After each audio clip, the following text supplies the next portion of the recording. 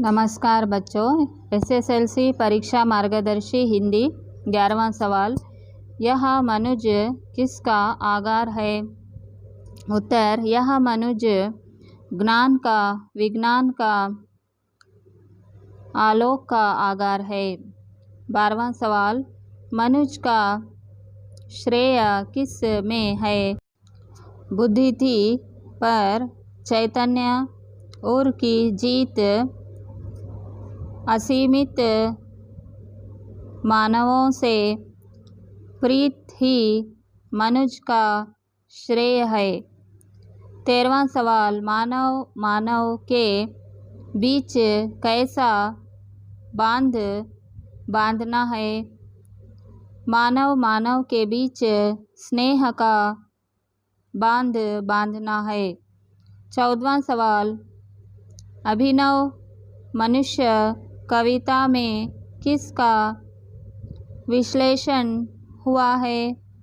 अभिनव मनुष्य कविता में वैज्ञानिक युग और आधुनिक मानव का विश्लेषण हुआ है।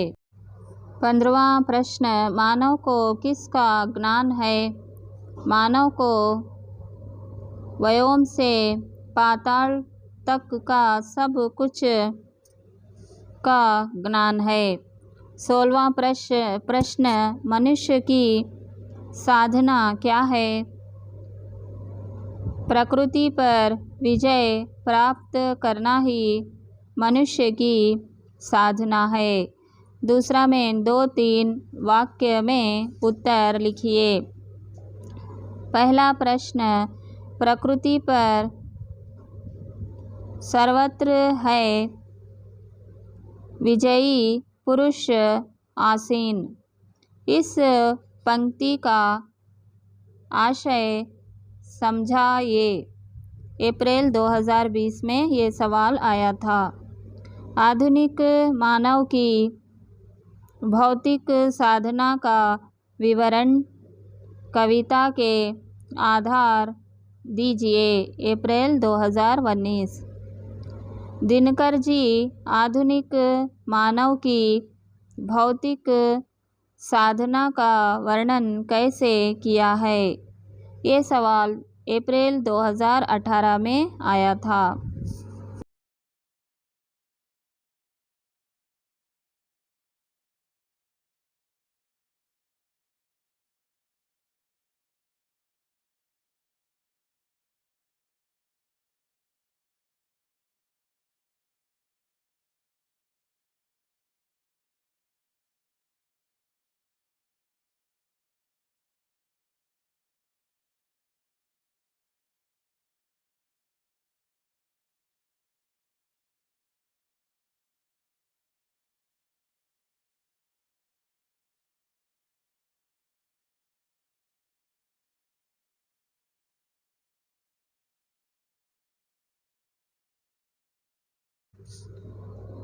कवि दिनकर जी आधुनिक मानव की भौतिक साधना को कैसे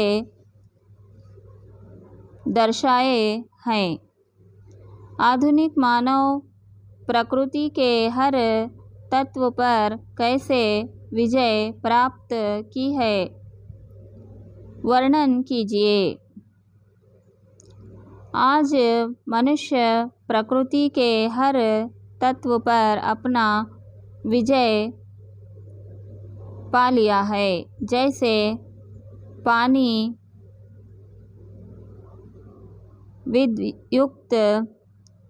विद्युत, भाप मनुष्य के करों में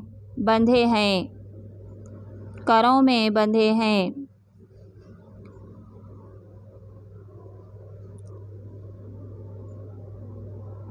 पवन और ताप पर भी अपना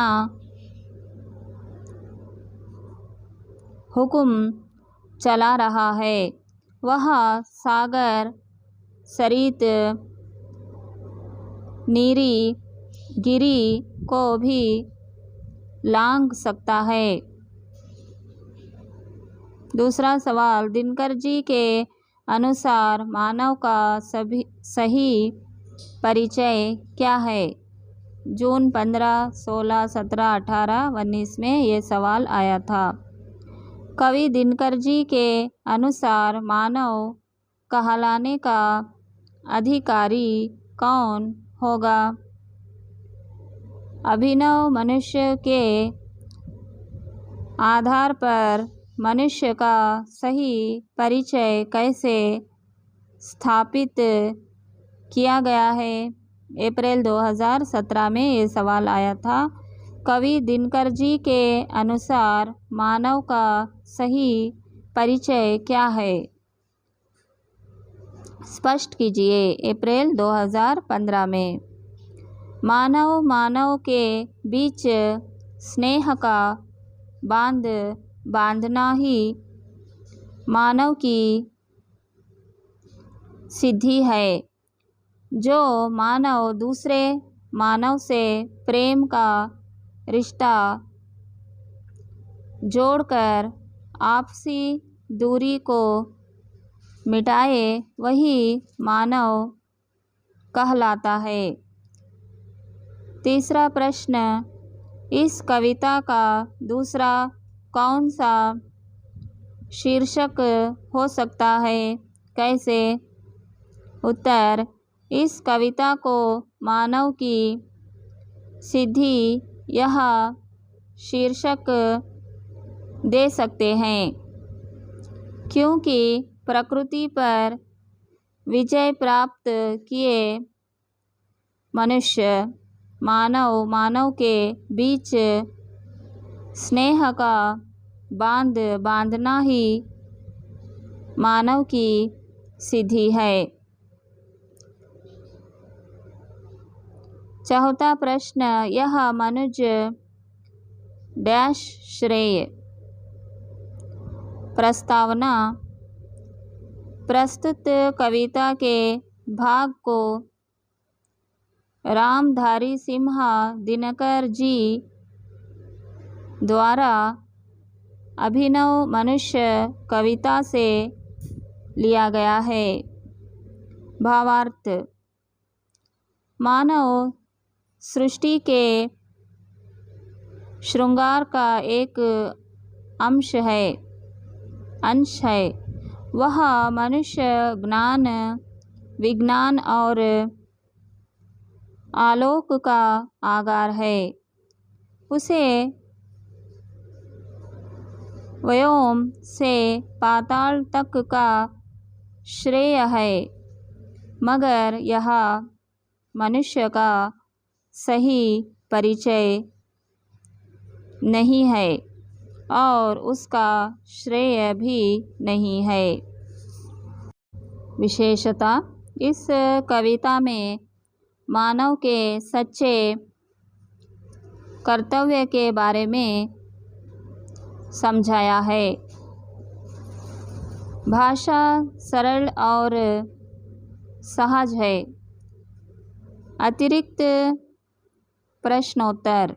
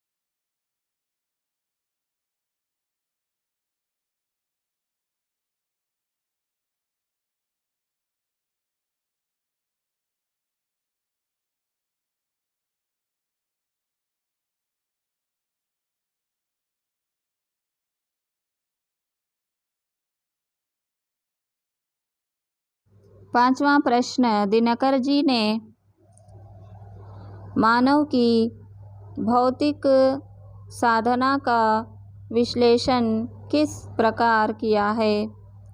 उत्तर, आज के मानव ने प्रकृति के हर तत्व पर विजय प्राप्त कर ली है।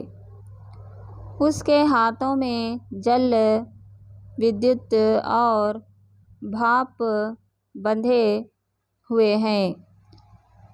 पवन का ताप भी मानव के हुक्म पर चढ़ता उतरता है। एक समान नदी, पर्वत और सागर लांघ रहा है। मानव का यान गगन में जा रहा है। इस तरह दिनकर जी ने मानव की भौतिक साधना का विश्लेषण किया है। छठवां प्रश्न, दिनकर जी के अनुसार वैज्ञानिक युग कैसा है? दिनकर जी के अनुसार वैज्ञानिक युग में मानव प्रकृति के हर तत्व पर विजय पा लिया है।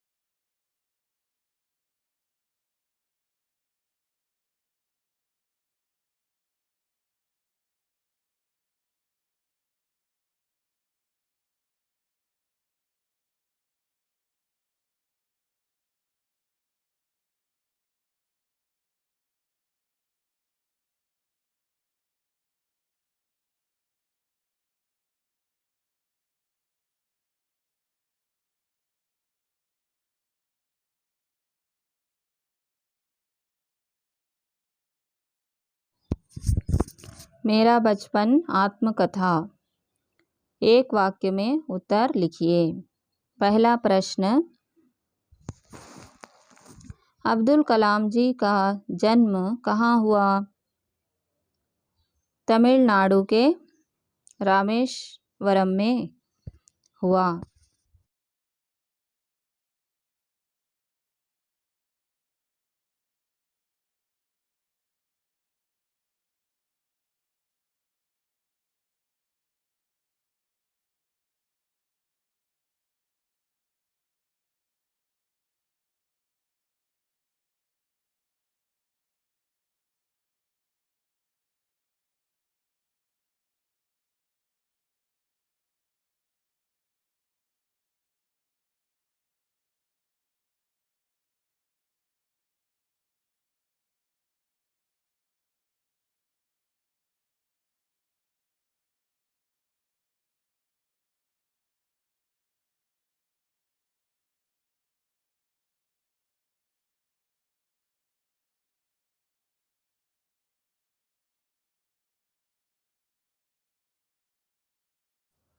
दूसरा प्रश्न, अब्दुल कलाम जी बचपन में किस घर में रहते थे?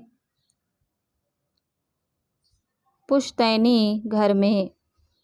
तीसरा प्रश्न, अब्दुल कलाम जी के बचपन में दुर्लभ वस्तु क्या थी? पुस्तक। चौथा प्रश्न, जैनुलाब्दीन ने कौन सा काम शुरू किया? उत्तर, लकड़ी की नौकाएं बनाने का काम शुरू किया। पांचवा प्रश्न, अब्दुल कलाम जी के चचेरे भाई कौन थे? शमसुद्दीन थे। अतिरिक्त प्रश्नोत्तर। छठवां प्रश्न, अब्दुल कलाम जी के पिता कौन थे? जैनुलाब्दीन थे। सातवां प्रश्न, जैनुलाब्दीन की जीवन संगिनी कौन थी? आशी अम्मा थी। 8वां प्रश्न, कलाम जी के माता पिता कौन थे?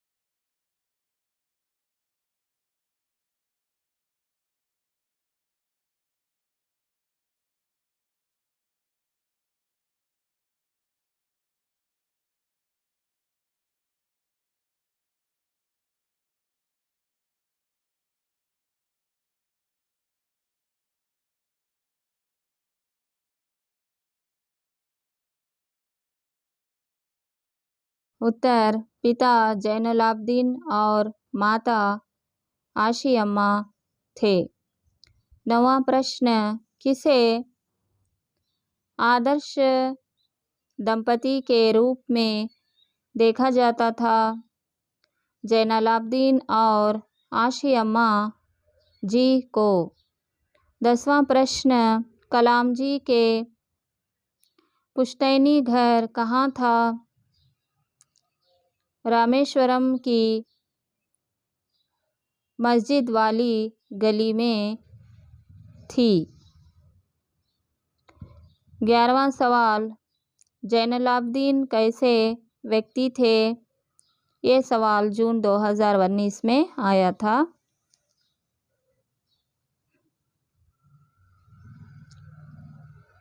आडंबरहीन व्यक्ति थे। 12वां प्रश्न, कलाम जी का जीवन कैसे बीता?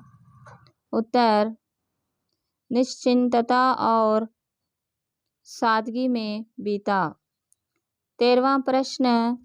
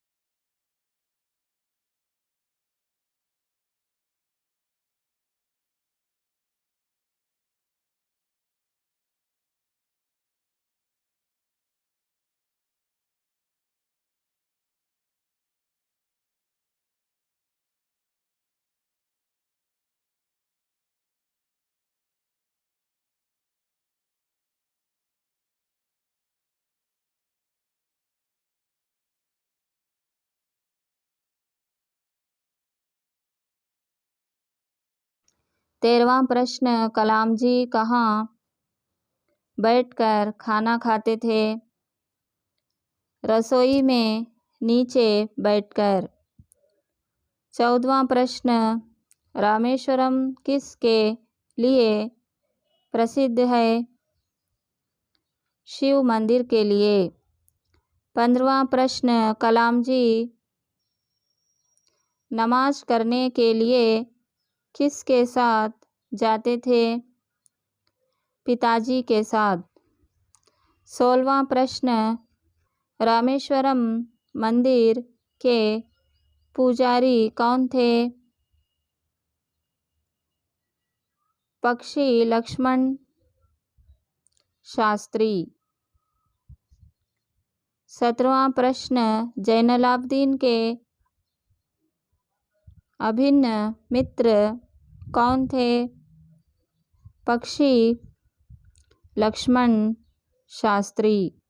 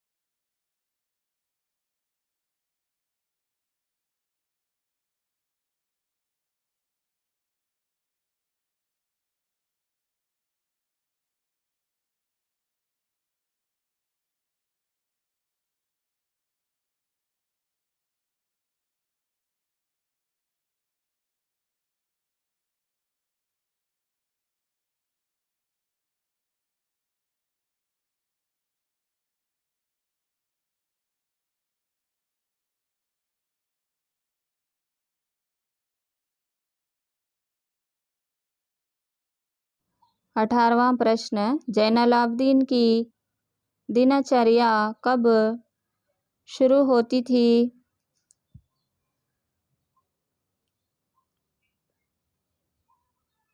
पाँव फटने से पहले।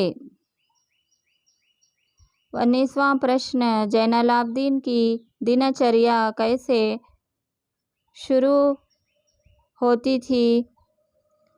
नमाज पढ़ने के साथ। 20वां प्रश्न, कलाम जी सारी जिंदगी में किसकी बातों का अनुसरण किया? अपने पिताजी की। 21वां प्रश्न, लकड़ी की नौकाएं किस काम आती थी? उत्तर, तीर्थ यात्रियों को रामेश्वरम से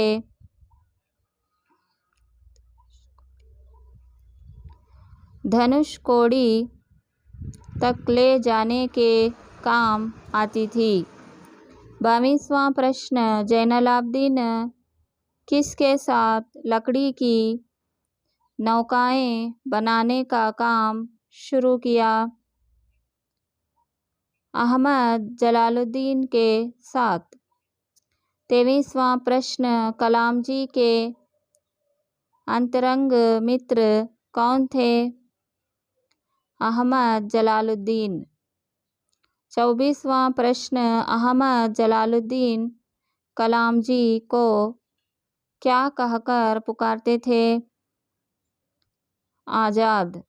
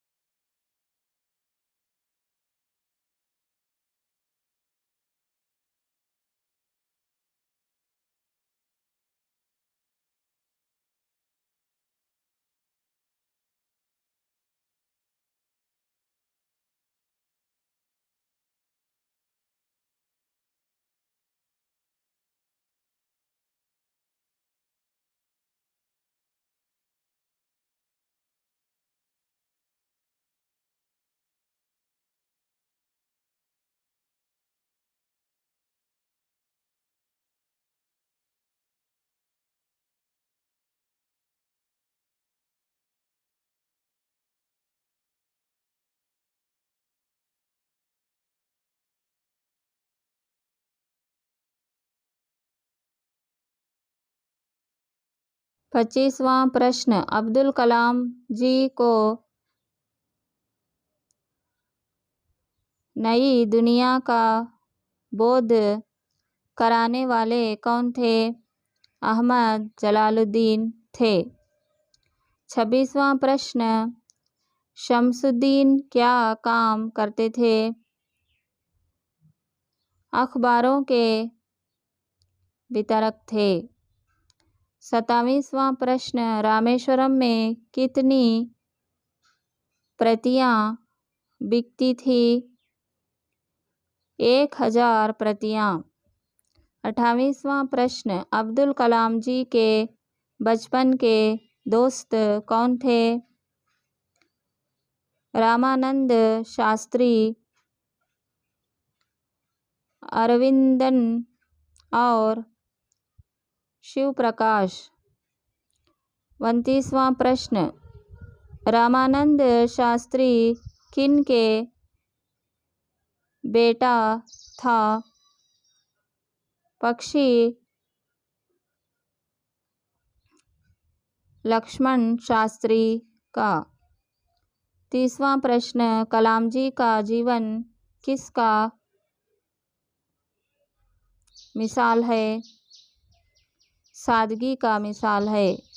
31वां प्रश्न, अब्दुल कलाम और जलालुद्दीन प्रायः किस विषय पर चर्चा या बातें करते थे?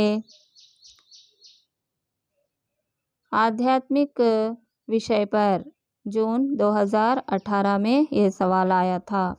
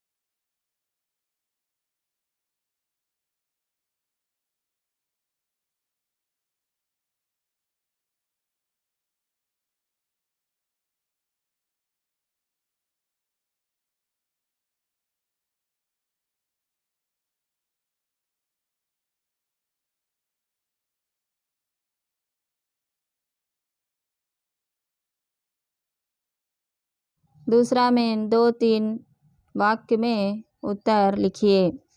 पहला सवाल, अब्दुल कलाम का बचपन बहुत ही निश्चिंतता और सादगी में बीतने के कारण लिखिए।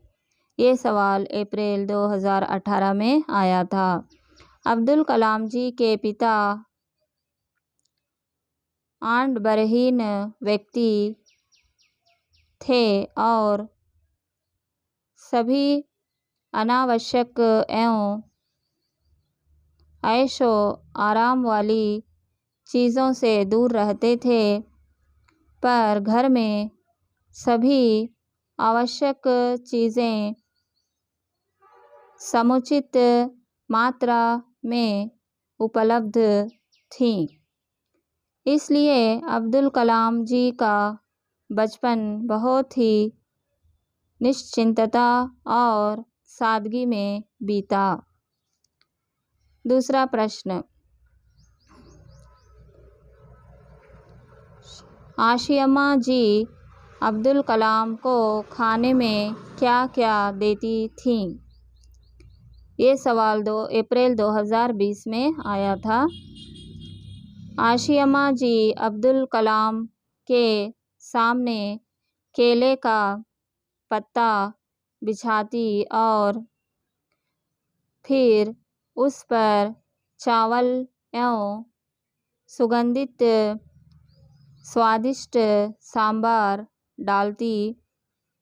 घर का बना अचार और नारियल की ताज़ी चटनी खाने में देती थी। तीसरा प्रश्न, जैनुलाब्दीन नमाज के बारे में क्या कहते थे? जून 2018 में ये सवाल आया था। जैनुलाब्दीन नमाज के बारे में कहते कि नमाज पढ़ते समय हम अपने शरीर से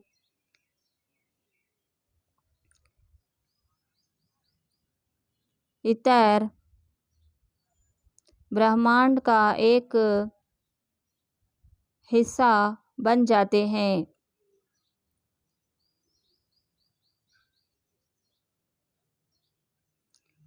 जिसमें दौलत, आयु, जाति या धर्म पंथ का कोई भेदभाव नहीं होता। चारवां प्रश्न, जैनुलाब्दीन ने कौन सा काम शुरू किया? जैनुलाब्दीन ने लकड़ी की नौकाएं बनाने का काम शुरू किया। पांचवां प्रश्न, शमसुद्दीन अखबारों के वितरण का कार्य कैसे करते थे? शमसुद्दीन रामेश्वरम में अखबारों के एकमात्र वितरक थे। अखबार रामेश्वरम स्टेशन पर सुबह की ट्रेन से पामबन से आती थी। रामेश्वरम में 1000 प्रतियां बिकती थी। अतिरिक्त प्रश्नोत्तर। 6वां प्रश्न, कलाम को जलालुद्दीन ने नई दुनिया का बोध कैसे कराया? उत्तर, जलालुद्दीन हमेशा कलाम को शिक्षित लोगों के बारे में बताते थे। वे वैज्ञानिक खोजों, समकालीन साहित्य, चिकित्सा विज्ञान की उपलब्धियों के बारे में बताते थे। ज्ञान संबंधी इन जानकारियों से कलाम सीमित दायरे से बाहर निकल पाए और उन्हें नई दुनिया का बोध हुआ।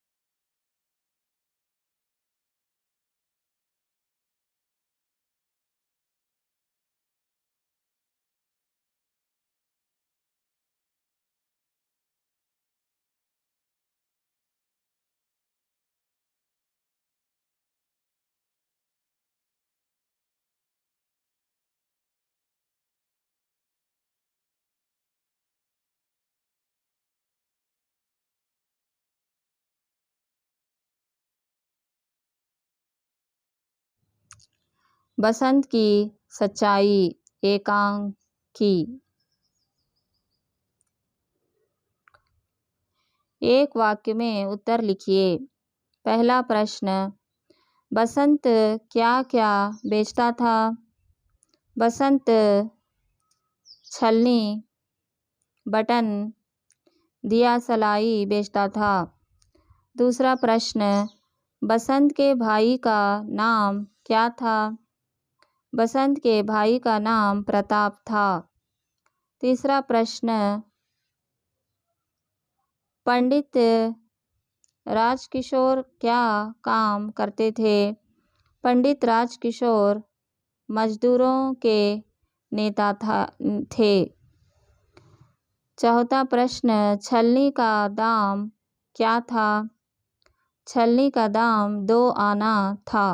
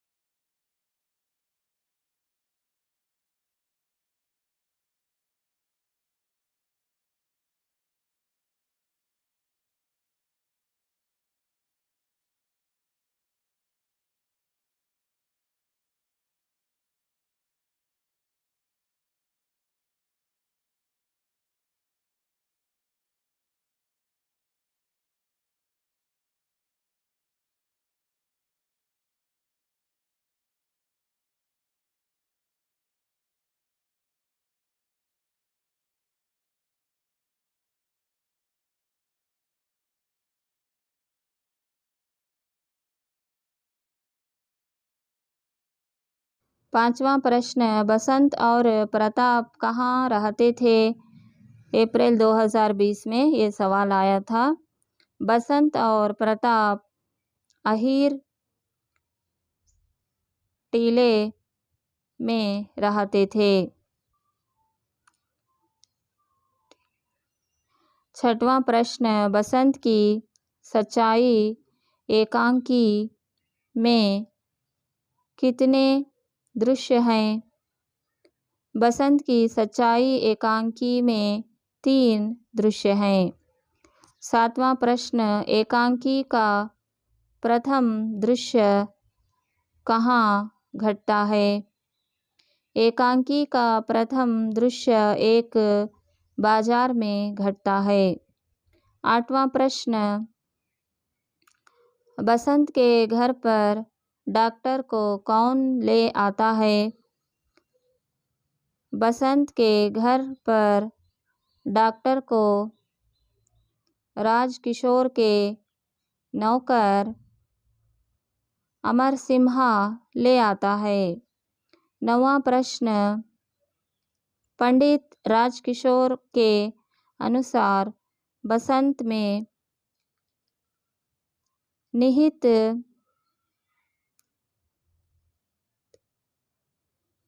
दुर्लभ गुण क्या है? पंडित राजकिशोर के अनुसार बसंत में निहित दुर्लभ गुण ईमानदारी है। अतिरिक्त प्रश्नोत्तर। 10वां प्रश्न, पंडित राजकिशोर कहाँ रहते थे? पंडित राजकिशोर किशनगंज में रहते थे। 11वां प्रश्न, बसंत की सच्चाई पाठ के लेखक कौन हैं? बसंत की सच्चाई पाठ के लेखक विष्णु प्रभाकर हैं। 12वां प्रश्न, बसंत की सच्चाई साहित्य की कौन सी विधा है? बसंत की सच्चाई साहित्य की एकांकी विधा है। 13वां प्रश्न, बसंत क्या बेच रहा था? बसंत छलनी, बटन, दियासलाई बेच रहा था।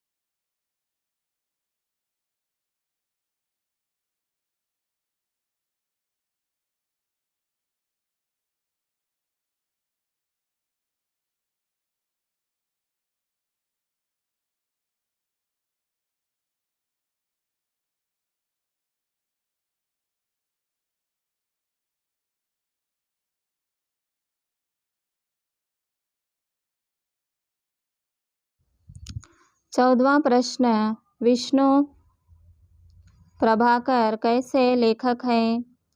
विष्णु प्रभाकर गांधीवादी लेखक हैं। 15वां प्रश्न, प्रताप राजकिशोर को कितने पैसे लौटाने आया था? प्रताप राजकिशोर को 14.5 आने लौटाने आया था। 16वां प्रश्न, प्रताप कौन था? प्रताप बसंत का भाई था। 17वां प्रश्न, प्रताप की आयु कितनी थी? प्रताप की आयु 10 वर्ष थी।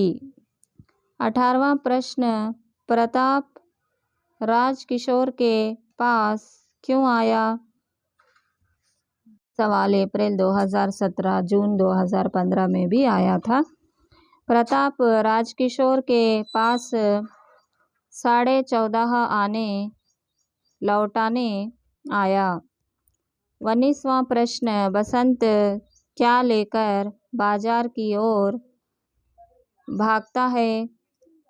बसंत नोट लेकर या 1 रुपये का नोट लेकर बाजार की ओर भागता है।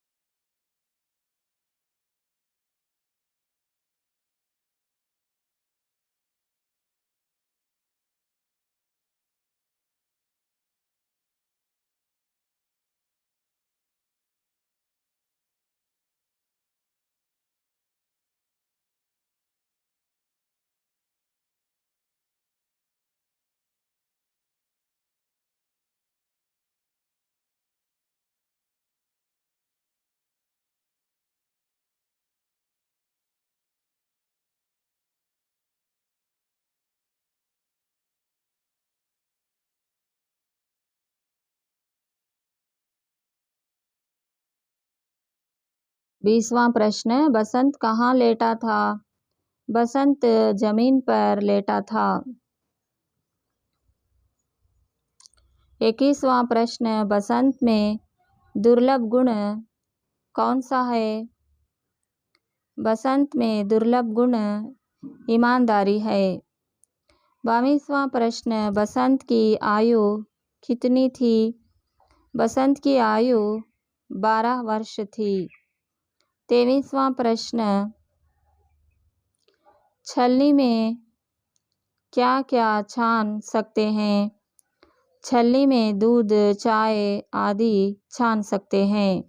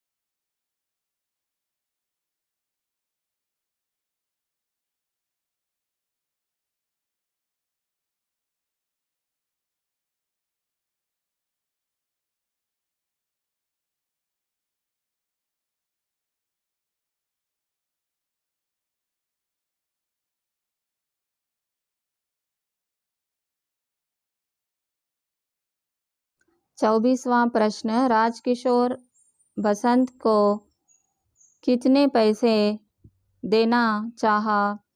राजकिशोर बसंत को 2 पैसे देना चाहा। 25वां प्रश्न, एक छलनी बेचने से बसंत को कितने पैसे बचेंगे? एक छलनी बेचने से बसंत को 2 पैसे बचेंगे। दूसरा मेन 2-3 वाक्य में उत्तर लिखिए। पहला प्रश्न, छलनी से क्या क्या कर सकते हैं? छलनी से दूध, चाय छान सकते हैं। दूसरा प्रश्न, बसंत राजकिशोर से क्या विनती करता है? बसंत राजकिशोर से विनती करता है कि साहब सवेरे से कुछ नहीं बिका, आपसे आशा थी एक तो ले लीजिए।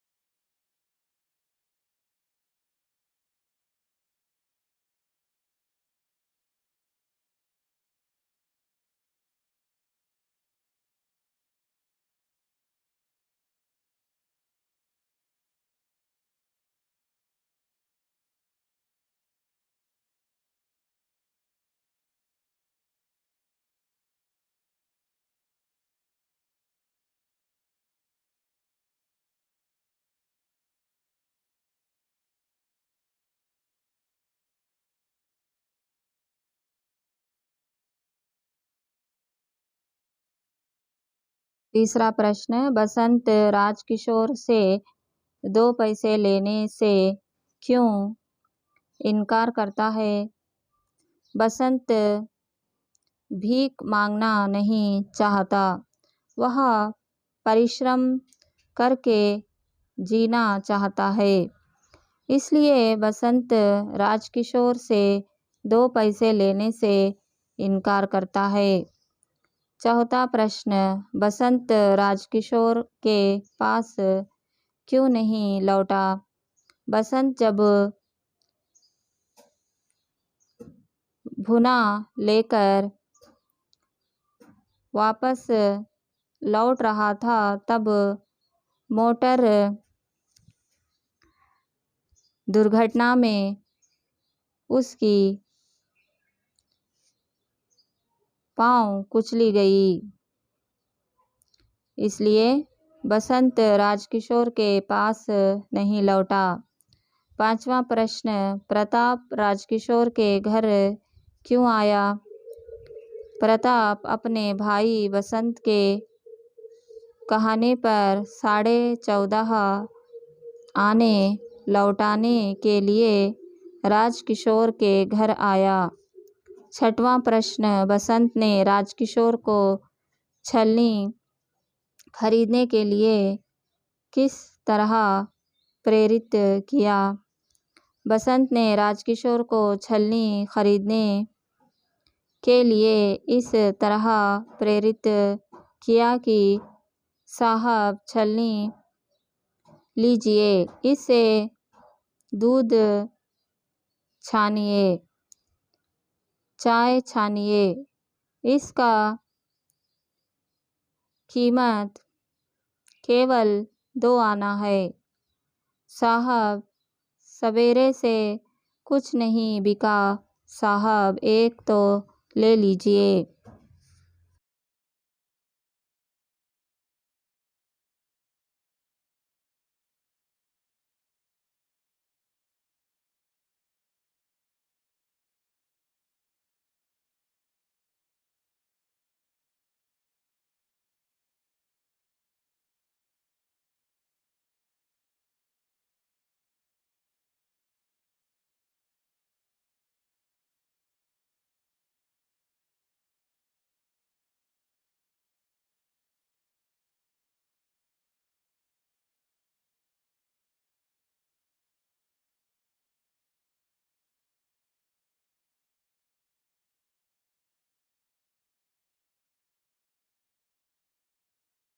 सातवां प्रश्न, बसंत के पैर देखकर डॉक्टर ने क्या कहा? बसंत के पैर देखकर डॉक्टर ने कहा कि ऐसा लगता है कि पैर की हड्डी टूट गई है। स्क्रीन करा के देखना होगा। दूसरा पैर ठीक है पर इसे अभी अस्पताल ले जाना चाहिए। 8वां प्रश्न, बसंत ईमानदार लड़का है कैसे? अप्रैल 2016, जून 2017। या बसंत ईमानदार और स्वाभिमानी लड़का था कैसे? सितंबर 2020 में। और बसंत की ईमानदारी की परिचय दीजिए। और बसंत की ईमानदारी का परिचय सोदाहरण दीजिए। और बसंत के उत्तम गुणों का वर्णन कीजिए। और बसंत के बारे में आप क्या जानते हैं, अपने शब्दों में लिखिए। उत्तर, बसंत ईमानदार लड़का है। वह गरीब होने पर भी भीख मांगना नहीं चाहता है। वह परिश्रम करके जीवन निर्वाह करना चाहता है। जब वह भुना लाते समय मोटर दुर्घटना में उसके पैर कुचले जाते हैं, फिर भी वह राजकिशोर को पैसे लौटाने के लिए अपने भाई प्रताप को भेजता है। 9वां प्रश्न, बसंत और प्रताप आहिर के घर में क्यों रहते हैं? बसंत और प्रताप के माता पिता को दंगों के दिनों में किसी ने मार डाला था, इसलिए वे अहीर के घर में रहते थे। 10वां प्रश्न, राजकिशोर के मानवीय व्यवहार का परिचय दीजिए। जून 2016, जून 2017 में सवाल आया था। और पंडित राजकिशोर का गुण हमारे लिए आदर्श है कैसे? और पंडित राजकिशोर की परोपकारिता अनुसरणीय है, स्पष्ट कीजिए। अप्रैल 2019, जून 2019। और पंडित राजकिशोर के परोपकार गुणों का परिचय दीजिए। अप्रैल 2017 में।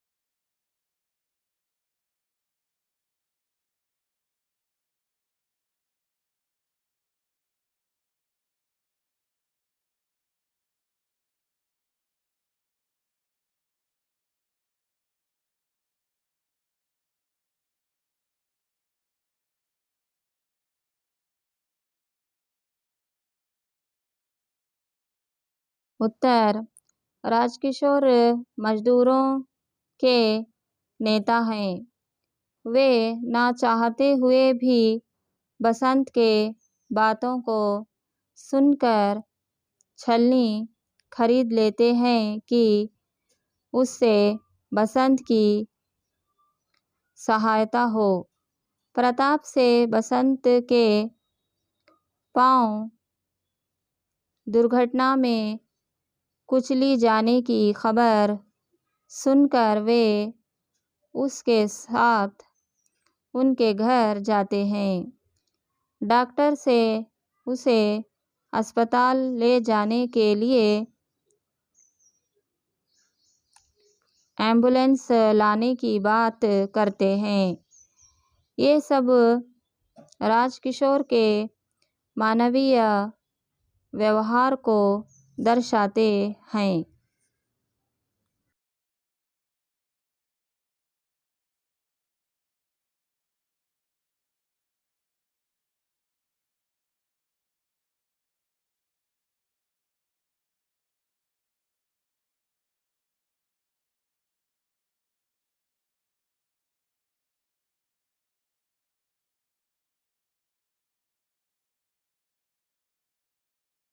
तुलसी के दोहे। अनुरूपता। दया धर्म का मूल, पाप अभिमान का मूल। दूसरा, परिहरी त्यागना, करतार सृष्टिकर्ता। तीसरा, जीह जीव,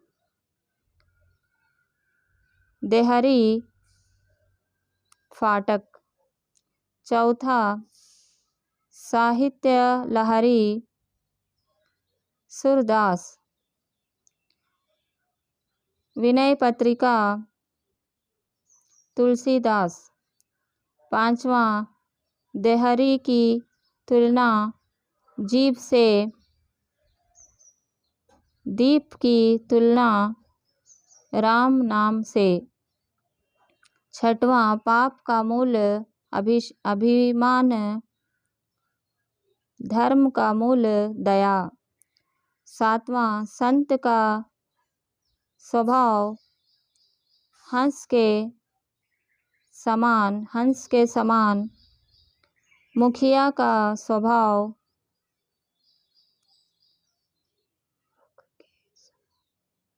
मृग के समान। 2017 में। आठवां, जीव की तुलना देहरी से, राम नाम की तुलना दीप से। 2019 में। एक वाक्य में उत्तर लिखिए। पहला प्रश्न, मुखिया को किसके समान होना चाहिए? मुखिया को मुख के समान होना चाहिए।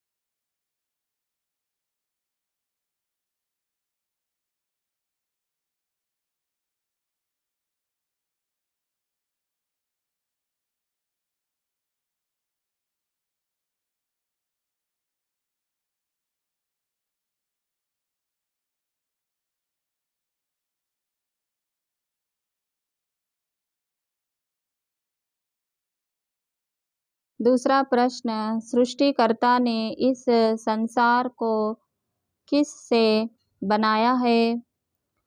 सृष्टिकर्ता ने इस संसार को जड़, चेतन और गुण दोष से मिलाकर बनाया है।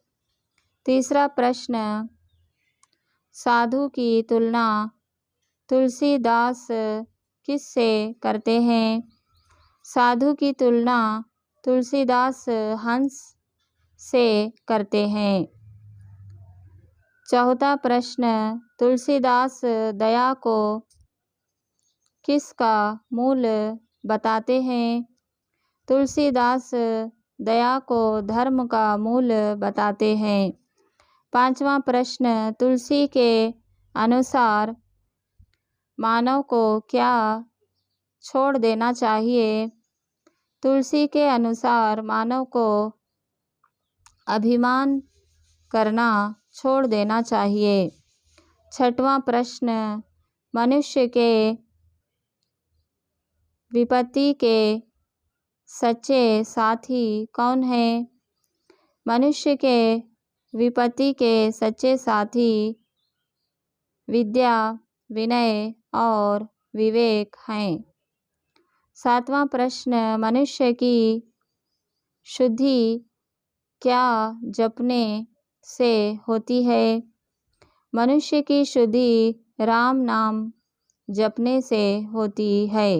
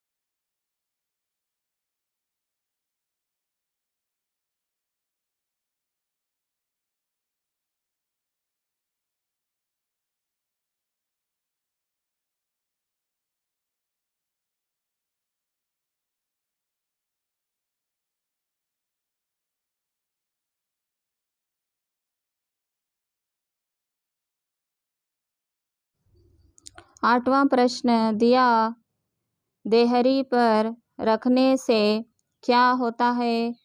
दिया देहरी पर रखने से घर के भीतर और आंगन में बाहर प्रकाश फैलता है। 9वां प्रश्न, तुलसीदास शरीर को क्या मानते हैं? तुलसीदास शरीर को प्राणों की रक्षा करने वाला प्रमुख अंग मानते हैं। 10वां प्रश्न, तुलसी के अनुसार राम नाम जपने से क्या होता है? तुलसी के अनुसार राम नाम जपने से होती मानव की आंतरिक और बाह्य शुद्धि होती है। अतिरिक्त प्रश्नोत्तर।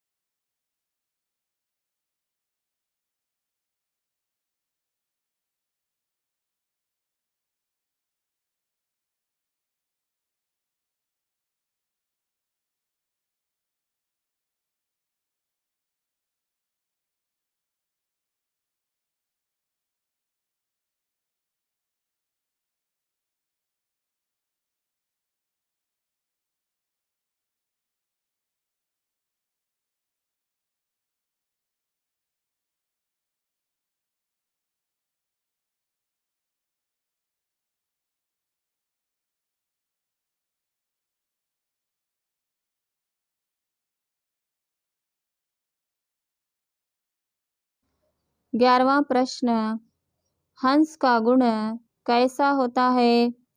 हंस का गुण दूध को ग्रहण करना होता है। 12वां प्रश्न, मुख किसका पालन पोषण करता है? मुख सारे शरीर का पालन पोषण करता है। 13वां प्रश्न, तुलसीदास किस शाखा के कवि हैं? तुलसीदास। राम भक्ति शाखा के कवि हैं। 14वां प्रश्न, तुलसीदास के माता पिता का नाम क्या है? तुलसीदास के पिता का नाम आत्माराम और माता का नाम तुलसी हुलसी है। 15वां प्रश्न, तुलसीदास के बचपन का नाम क्या था? तुलसीदास के बचपन का नाम राम बोला था।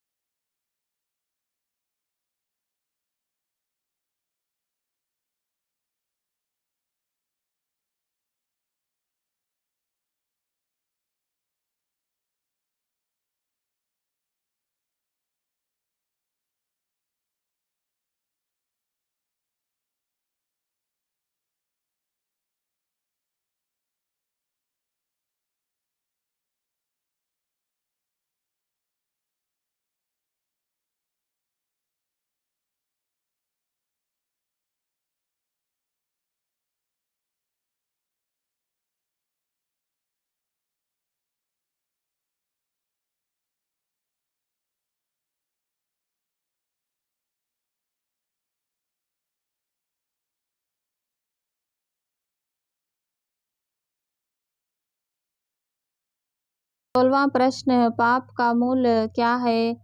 पाप का मूल अभिमान है। 17वां प्रश्न, दया किसका मूल है? दया धर्म का मूल है। दूसरा में 2-3 वाक्य में उत्तर लिखिए। पहला प्रश्न, मुखिया को मुख के समान होना चाहिए, कैसे? मुखिया को मुख के समान होना चाहिए जैसे मुख खाता पीता अकेला है मगर सारे शरीर का पालन पोषण करता है, उसी प्रकार मुखिया को भी काम अपनी तरफ से करे लेकिन उसका फल सभी में बांटे। दूसरा प्रश्न, मनुष्य को हंस की तरह क्या करना चाहिए? मनुष्य को हंस की तरह क्या सीखना चाहिए? 2017 में ये सवाल आया था।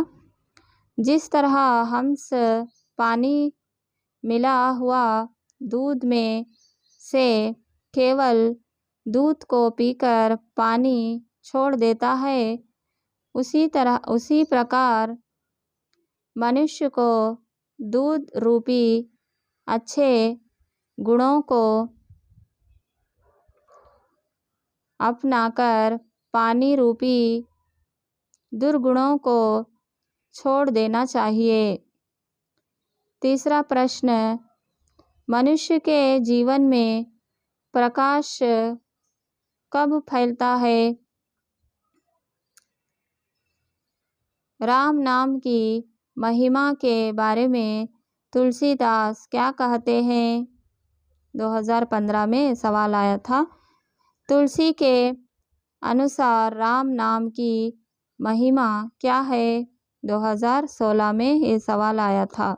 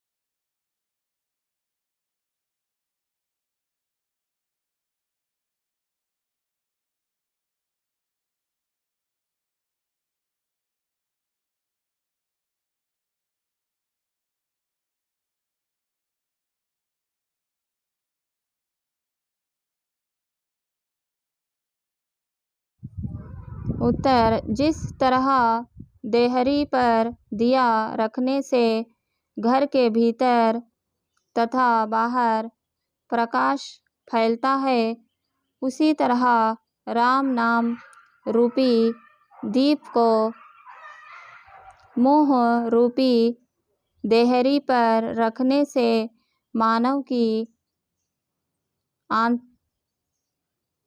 आंतरिक और बाह्य की शुद्धि होती है। भावार्थ: पहला, मुखिया मुख सो चाहिए खान पान को एक पाले पोसे सकल अंग। तुलसी सहित विवेक, अप्रैल 2020 सितंबर 2020। प्रस्तावना: इन पंक्तियों को तुलसीदास द्वारा रचित तुलसी के दोहे से लिया गया है। भावार्थ: मुखिया को मुख के समान होना चाहिए। जैसे मुख खाता पीता अकेला है, मगर सारे शरीर का पालन पोषण करता है, उसी प्रकार मुखिया को भी काम अपनी तरफ से करे, लेकिन उसका फल सभी में बांटे। विशेषतः प्रस्तुत दोहे में मुखिया के कर्तव्य के बारे में समझाया गया है।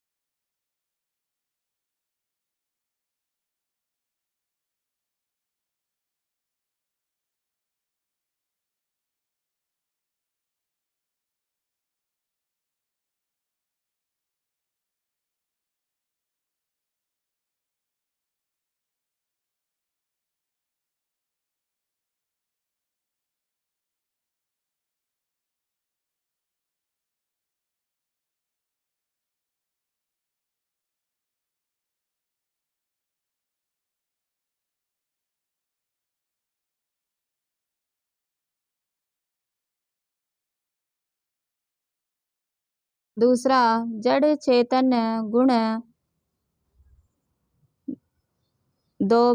दोषमय विश्व किन्ह करतार। संत हंस गुण गहहि पै परिहरि वारी विकार। प्रस्तावना: इन पंक्तियों को तुलसीदास द्वारा रचित तुलसी के दोहे से लिया गया है। भावार्थ: सृष्टिकर्ता ने इस संसार को जड़ चेतन और गुण दोष मिलाकर बनाया है, लेकिन दूध रूपी साधु लोग पानी रूपी विकारों को छोड़कर दूध रूपी अच्छे गुणों को अपनाते हैं। विशेषतः प्रस्तुत दोहे में मनुष्य को अच्छे गुणों को स्वीकार करने का संदेश देते हैं। तीसरा, दया धर्म का मूल है, पाप मूल अभिमान। तुलसी दया न छोड़िए, जब लग घट में प्राण। जून 2016, अप्रैल 2017, जून 2018, अप्रैल 2019, जुलाई 2022 में ये सवाल आया था। प्रस्तावना: इन पंक्तियों को तुलसीदास द्वारा रचित तुलसी के दोहे से लिया गया है। भावार्थ: दया धर्म का मूल है, अभिमान करना पाप है। इसलिए कवि कहते हैं कि जब तक शरीर में प्राण है तब तक मानव को अपना अभिमान छोड़कर दयालु बने रहना चाहिए।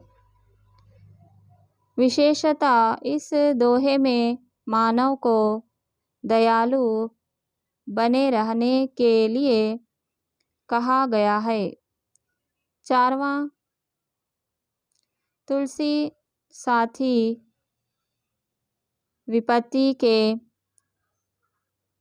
विद्या, विनय, विवेक, साहस,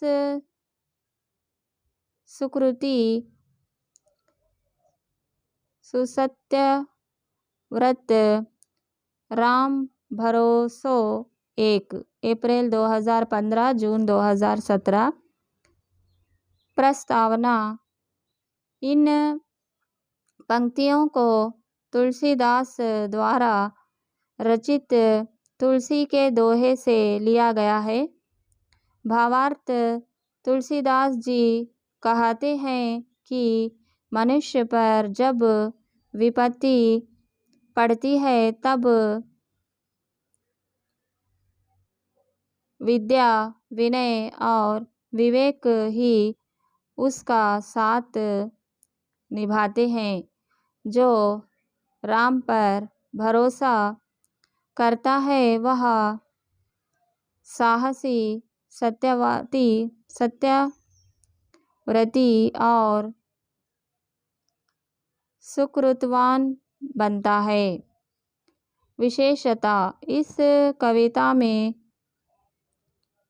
विद्या, विनय, विवेक के महत्व को बताया गया है। 5वां, राम नाम मणि दीप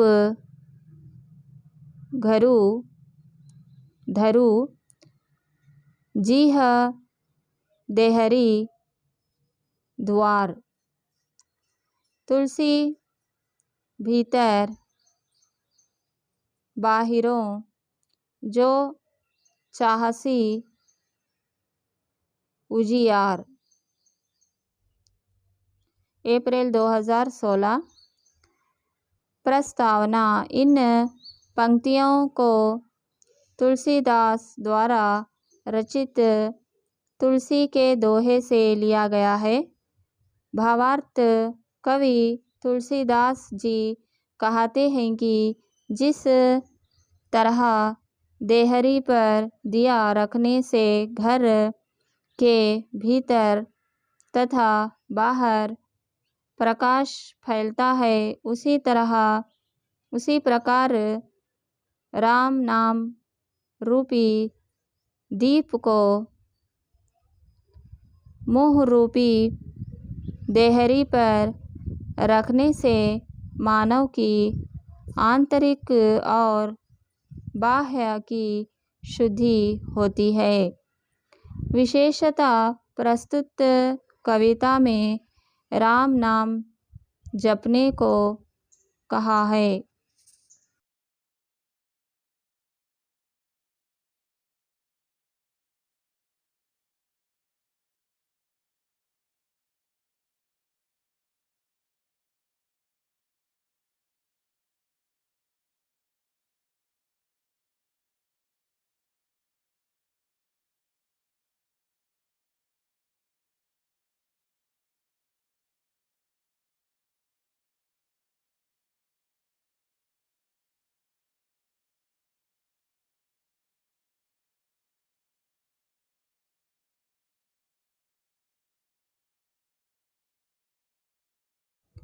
इंटरनेट क्रांति निबंध।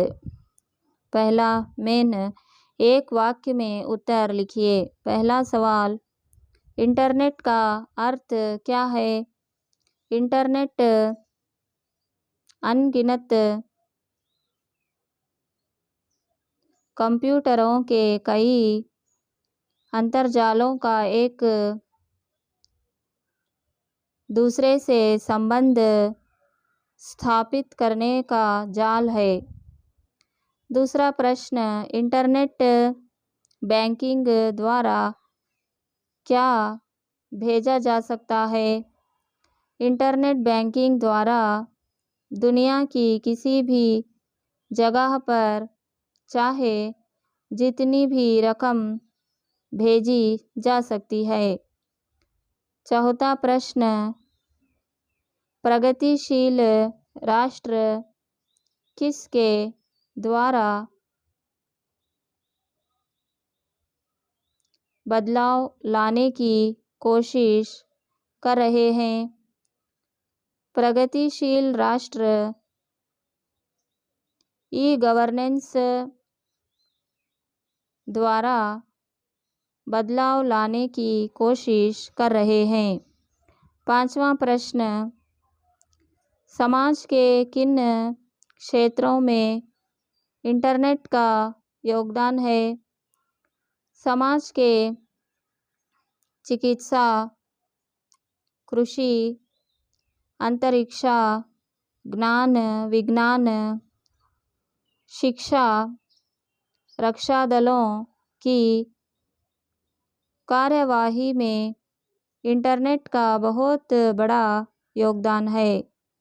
छठवां प्रश्न, इंटरनेट क्रांति का असर किस पर पड़ा है?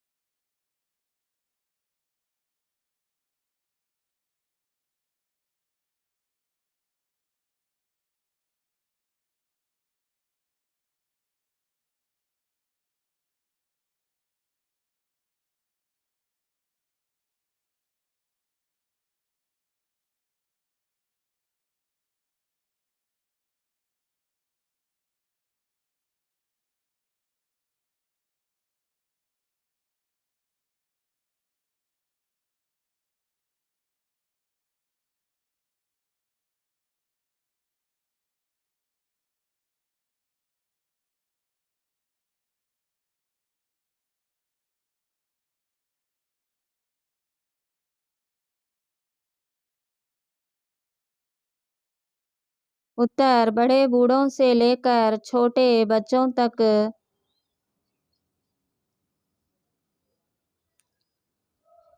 पर इंटरनेट क्रांति का असर पड़ा है। सातवां प्रश्न, ITIS का विस्तृत रूप क्या है? इंफॉर्मेशन टेक्नोलॉजी एनेबल्ड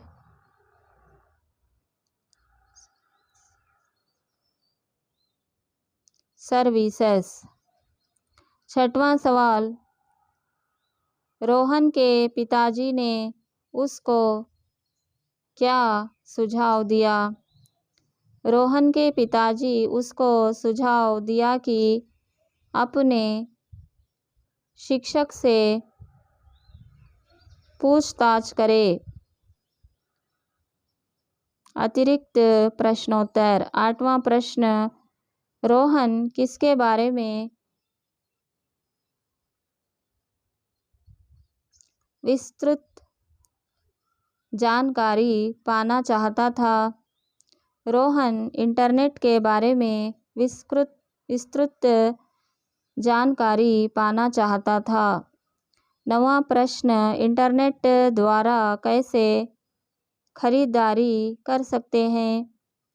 इंटरनेट द्वारा घर बैठे बैठे खरीदारी कर सकते हैं। 10वां प्रश्न,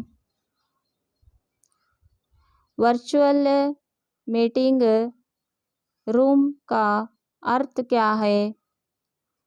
काल्पनिक सभागार।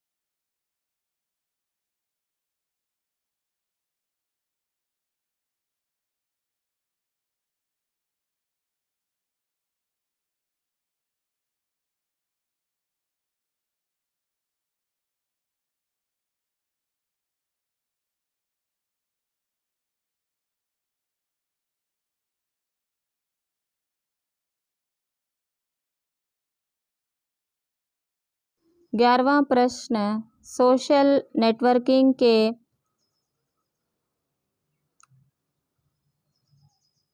साइट्स कौन कौन से हैं? फेसबुक, ऑर्कुट, ट्विटर,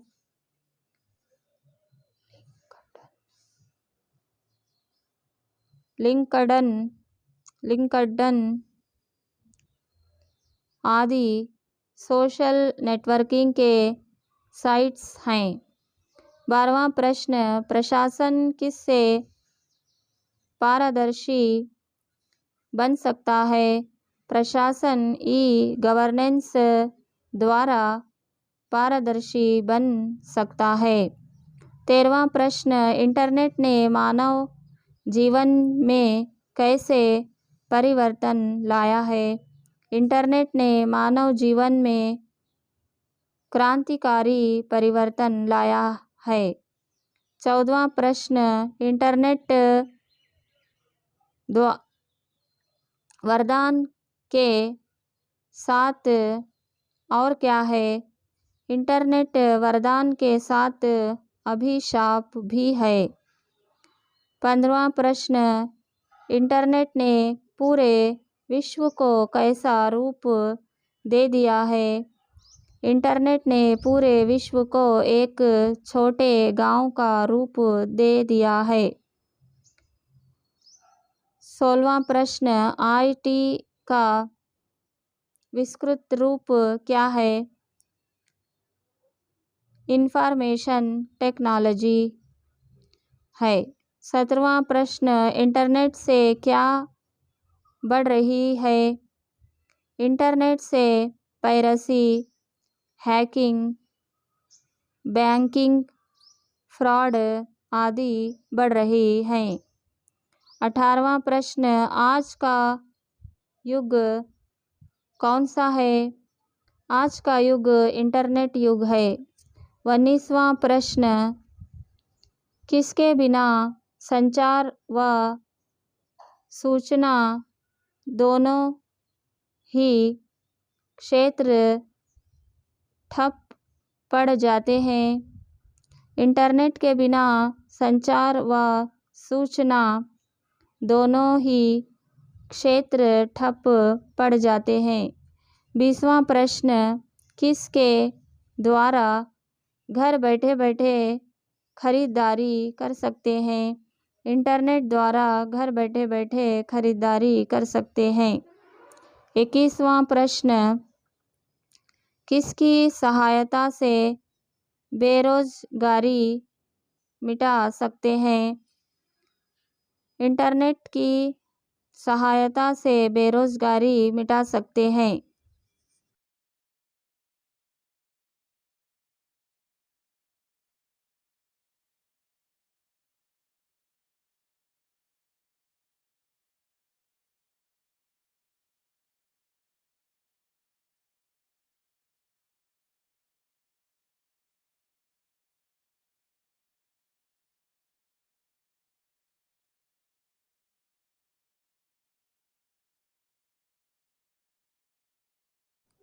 22वां प्रश्न, इंटरनेट पाठ साहित्य की कौन सी विधा है? इंटरनेट पाठ साहित्य की संवाद विधा है। 24वां प्रश्न, इंटरनेट समाज के लिए क्या साबित हुआ है? इंटरनेट समाज के लिए वरदान साबित हुआ है।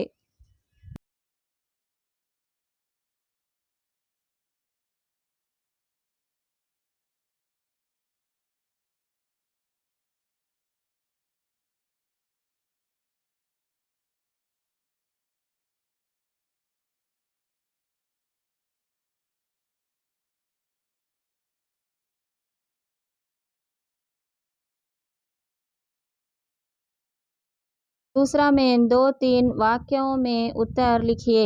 पहला प्रश्न, इंटरनेट का मतलब क्या है?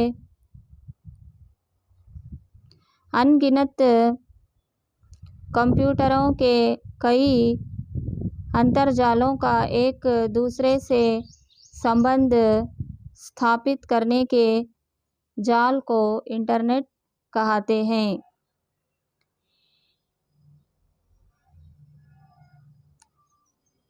पहला प्रश्न, व्यापार और बैंकिंग में इंटरनेट से क्या मदद मिलती है? जून 2018 में ये सवाल आया था। इंटरनेट से क्या क्या मदद मिलती है? अप्रैल 2016।